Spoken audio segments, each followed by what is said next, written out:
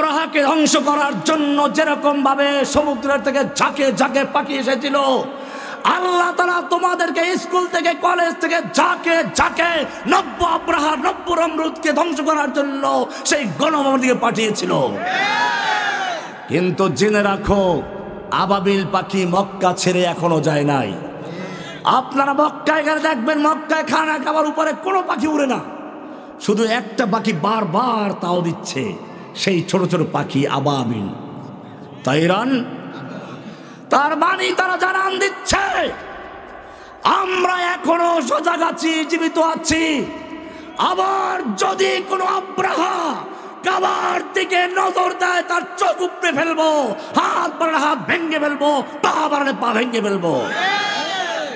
তোমাদেরকেও মনে রাখতে হবে, তোমরা ভারতের প্রশিক্ষণ প্রাপ্ত গোয়েন্দা দালালকে দাঁড়িয়েছ, কিন্তু তার দালালরা এখন বাংলাদেশে রয়ে গেছে, তার চামচারা এখন রয়ে গেছে।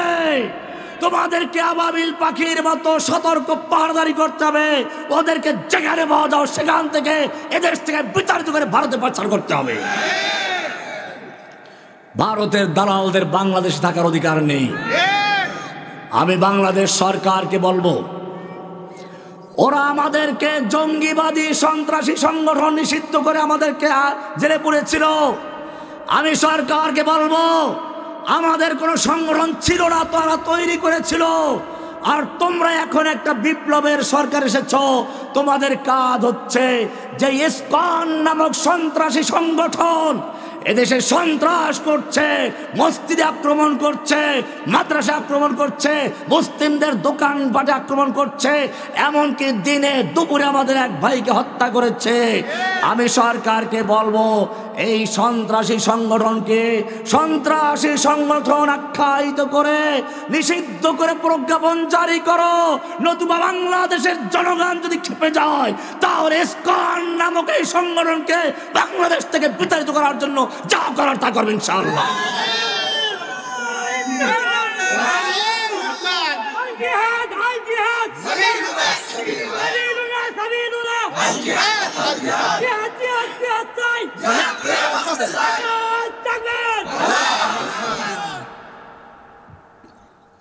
ভাইরা আমার,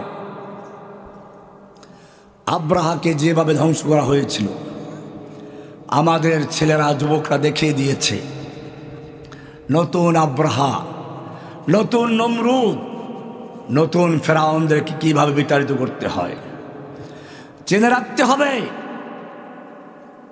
আবু সাঈদ বুক পেতে দিয়েছিল, এটা নতুন কিছু নয়। আল্লাহর নবী সেদিন এই কথা শিক্ষা দিয়েছিলেন, হুনাইনের ময়দানে একা ময়দান লড়ছিলেন। আজকে আমাদেরকে যারা বিরোধিতা করছে, অনেকের ধারণা বুজুর্গে ফু দিলে একেবারে সব শেষ হয়ে যাবে, ইন্ডিয়া ধ্বংস হয়ে যাবে। আল্লাহর নবী কি ফু দিয়ে ধ্বংস করেছিলেন না ময়দানে নেমেছিলেন? আল্লাহর নবী যেমন তাহাজ্জুদের নামাজে দাঁড়িয়েছেন, পাগড়ি পরেছেন, ঠিক তেমনি ভাবে বদর উহুদ খন্দকে যুদ্ধের পোশাক নামে যুদ্ধ করেছেন। জেনে রাখবে, তোমার আমার চেয়ে নবীর চেহারা সুন্দর ছিল, তোমার আমার বুজুর্গের চেয়ে নবীর রক্তের মূল্য অনেক বেশি ছিল, তোমার আমার বুজুর্গের তাহাজ্জুদের চেয়ে নবীর তাহাজ্জুদের মূল্য অনেক বেশি ছিল, তোমার আমার তাকওয়ার চেয়ে নবীর তাকওয়া অনেক বেশি ছিল। কোরআন পড়ো, কোরআন। আল্লাহর নবী মজলিসে বসে আছেন, নবীর সামনে সাহাবায়ে কেরাম কথাবার্তা বলছেন, পরামর্শ হচ্ছে। এক পর্যায়ে কোন একজন সাহাবীর আওয়াজ একটু বড় হয়ে গেছে, আল্লাহ তাআলার বরদাশত হয় নাই, আসমান থেকে ওহী নাযিল হয়ে গেল সূরা হুজুরাতের আয়াত, ইয়া আইয়ুহাল্লাযীনা আমানু লা তারফাউ আসওয়াতাকুম ফাওকা সাওতিন নবী। হে ঈমানদারগণ, খবরদার খবরদার, নবীর আওয়াজের চেয়ে জোরে আওয়াজ করে কথা বলবি না। ওয়ালা তাজহারু লাহু বিল কওলি কাজহারি বাযিকুম লিবাদ। তোমরা নিজেরা যেরকম পরস্পরে ডাকাডাকি করো, কথাবার্তা বলো, নবীর সঙ্গে খবরদার এমন কথাবার্তা বলবে না। আন তাহবাতা আমালুকুম ওয়া আনতুম লা তাশউরুন। নবীর সামনে বসে জোরে কথা বললে তোমার জীবনের সব নামাজ, রোজা, হজ, যাকাত সব বরবাদ হয়ে যাবে, তুই টেরও পাবি না। কে বলেছেন? কি মায়া নবীর সঙ্গে! এত মায়া, নবী রাস্তা দিয়ে চলতে গেলে মেঘে দিয়ে ছায়া দেয়, নবী পেশাব করতে গেছেন আড়াল করার কিছু নেই, খেজুর গাছ এসে আড়াল করে দিচ্ছে, বুখারী হাদিস আছে।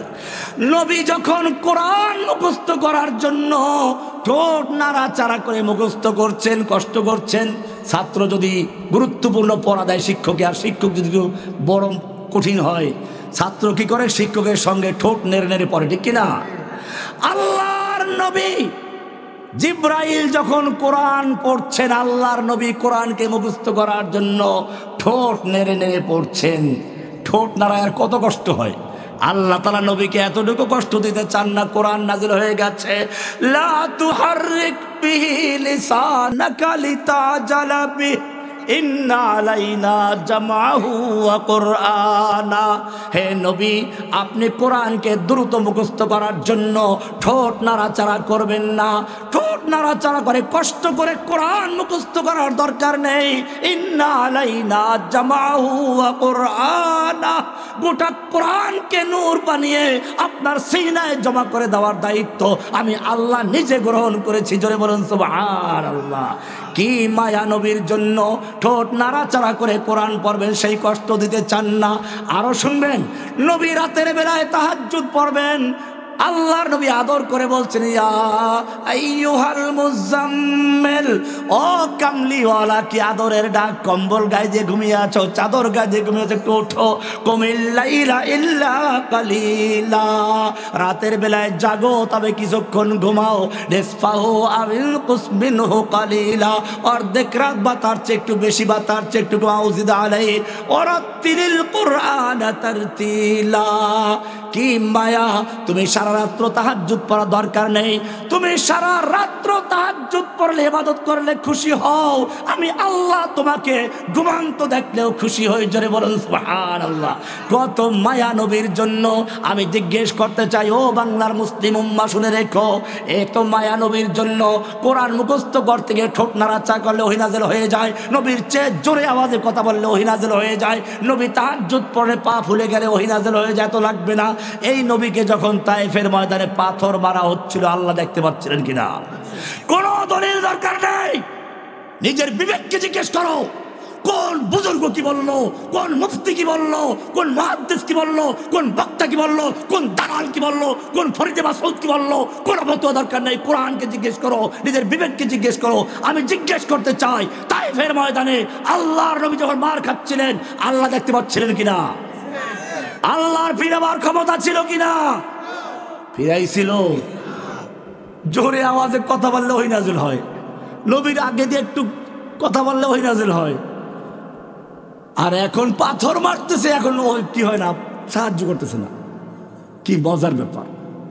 উহুদের ময়দানে আল্লাহর নবী লোহার পোশাক পরে, মাথায় হেলমেট পরা, লোহার যুদ্ধের পোশাক পরা, এক দুশমন এসে আল্লাহর নবীর মাথার উপর তরোয়ার দিয়ে আঘাত করলো।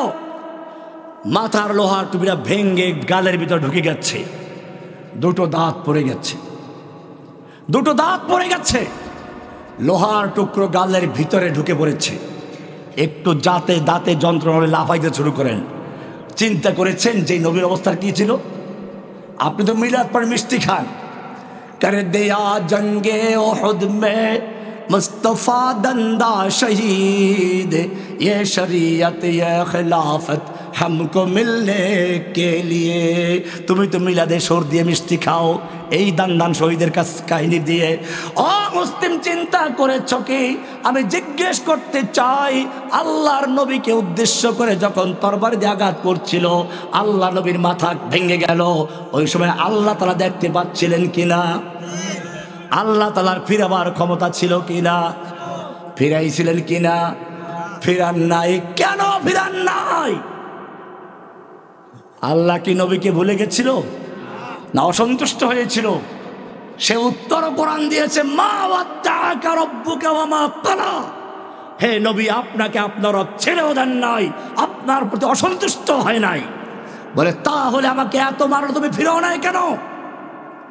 আমি আর এই হুজুর একসাথে যাচ্ছি, বন্ধু মানুষ, আমাকে ধরে ওনার সামনে একজন মারলো, খুব, ওনার ফিরাবার ক্ষমতা ছিল, ফিরায় নাই, দোস্তি আর থাকবে?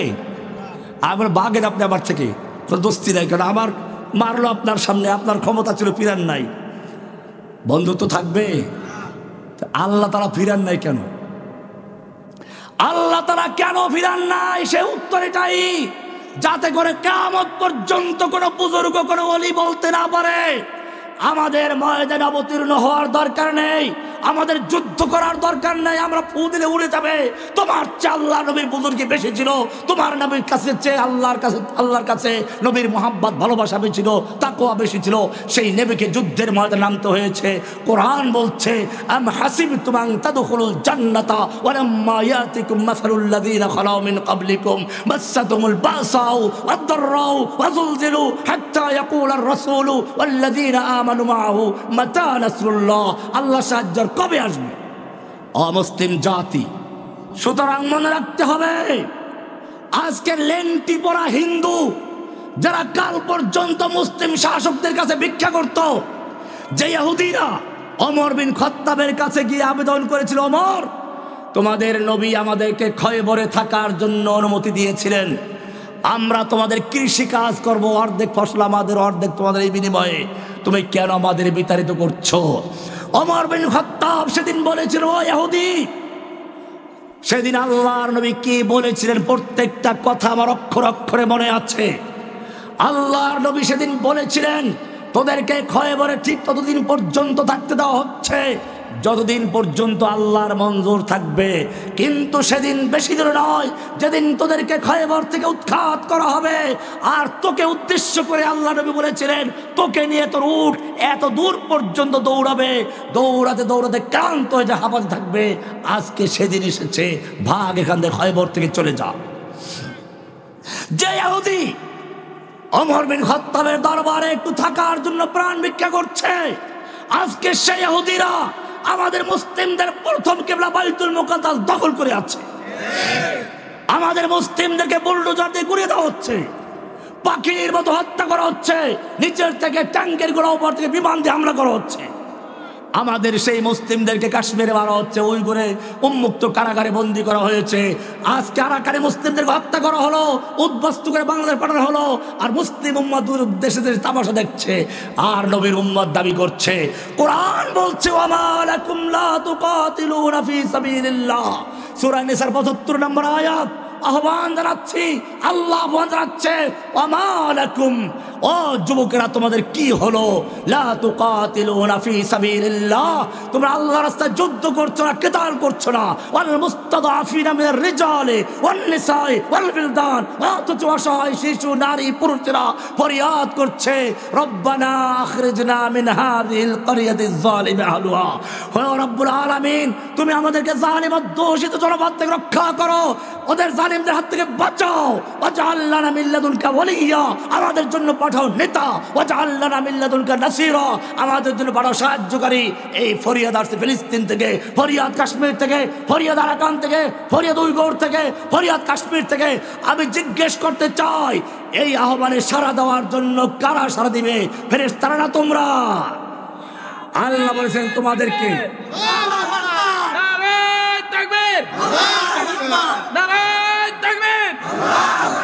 ইসলামের শত্রুরা, ইসলামের শত্রুরা, মনে রাখতে হবে, আল্লাহ তোমাদের দায়িত্ব দিয়েছেন, তোমাদেরকে বলেছেন সৈনিক। কি বলেছেন? একটা দেশের সৈনিকদের কাজ কি? ঘুমিয়ে থাকে নাকি? জেনে রাখবে, একটা দেশের সাধারণ জনগণের যে ভূমিকা, সৈনিকদের ভূমিকা তা নয়, ভিন্ন কিছু। তাদের দায়িত্ব থাকে দেশ রক্ষা করা। ঠিক আল্লাহ বলেছেন, আল্লাহর নবীকে আল্লাহ পাঠিয়েছেন, হুয়াল্লাযী আরসালা রাসূলাহু বিল হুদা ওয়া দীনিল হক লিইয়ুযহিরাহু আলাদ দীনি কুল্লিহি। আল্লাহর জমিনে যত বাতিল ধর্ম আছে, দিন আছে, সমস্ত দিনকে ধ্বংস করে দিয়ে, বাতিলকে উৎখাত করে দিয়ে দিনকে বিজয়ী করার জন্য আল্লাহ তাআলা তার রাসূলকে পাঠিয়েছেন। সেই রাসূলের সৈনিক হচ্ছে তোমরা। কোরআনের সূরা ফাতহের 7 নম্বরে বলছেন, ওয়ালিল্লাহি জুনুদুস সামাওয়াতি ওয়াল আরদ, আল্লাহর সৈনিক রয়েছে অসংখ্য সৈনিক আসমানে, অসংখ্য সৈনিক জমিনে। আমি জিজ্ঞেস করতে চাই, আল্লাহর সৈনিক আছে আসমানে এবং জমিনে, আসমানের সৈনিক কারা? জমিনের সৈনিক কারা?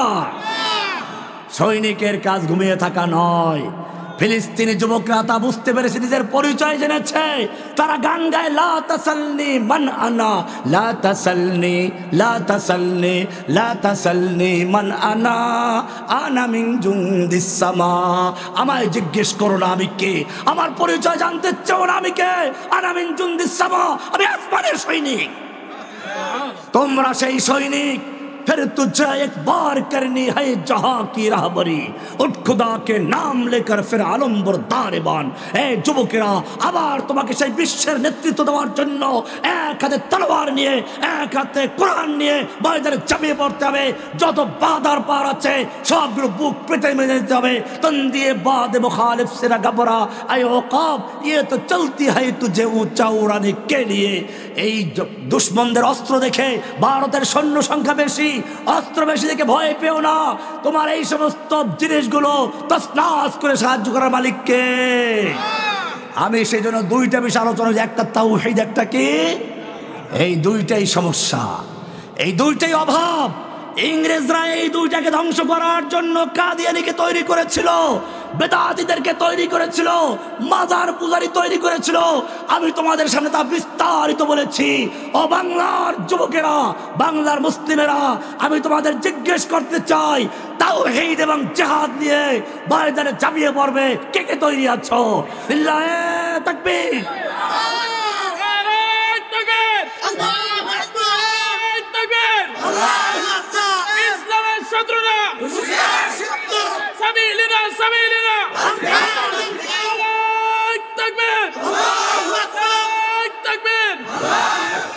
सबक पढ़ फिर सदाकत का, अदालत का, शजाअत का।